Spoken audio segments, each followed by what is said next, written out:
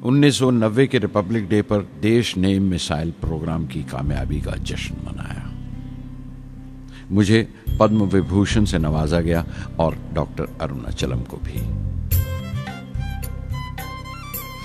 10 साल पहले पद्म भूषण की यादें एक बार फिर हरी हो गईं।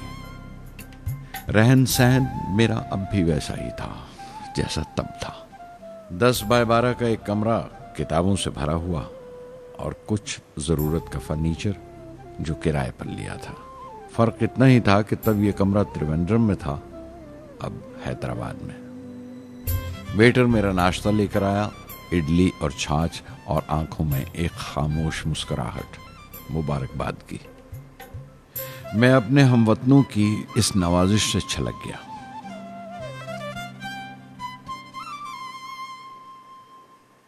मैं जानता हूं कि बहुत से साइंसदान और इंजीनियर मौका मिलते ही वतन छोड़ जाते हैं, दूसरे मुल्कों में चले जाते हैं ज्यादा रुपया कमाने के लिए, ज्यादा आमदनी के लिए। लेकिन ये आदर, मोहब्बत और इज्जत क्या कमा सकते हैं जो उन्हें अपने वतन से मिलती है। 15 अक्टूबर 1991 में 60 साल का हो गया। मुझे अपने रिटायरमेंट का इंतज़ार था। चाहता था कि गरीब बच्चों के लिए एक स्कूल खोलूं।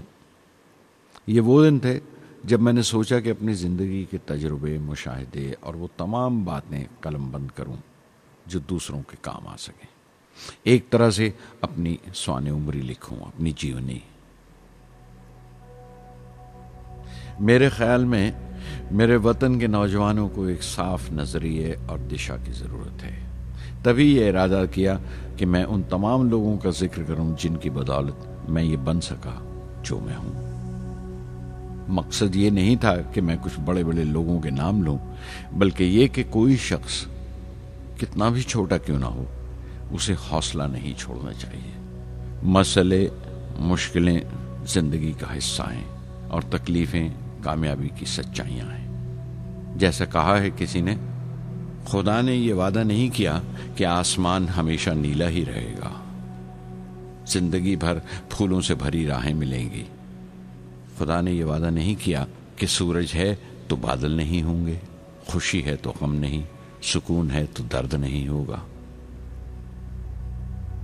मुझे ऐसा कोई गुरूर नहीं कि मेरी जिंदगी सबके लिए एक मिसाल बनेगी, मगर यह हो सकता है कि कोई मायूस बच्चा किसी गुमनाम सी जगह पर जो समाज के किसी माजूर हिस्से से ताल्लुक रखता हो, ये पढ़े और उसे चैन मिले।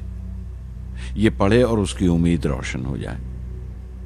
हो सकता है ये कुछ बच्चों को नाउमीदी से बाहर ले आए और जिसे वो मजबूरी समझते हैं वो मजबूरी ना लगे। उन्हें यकीन रहे कि वो जहां भी हैं खुदा उनके साथ है। काश हर हिंदुस्तानी के दिल में जलती हुई लौ को पर लग जाए और उस लौ की परवाज से सारा आसमान रोशन हो जाए।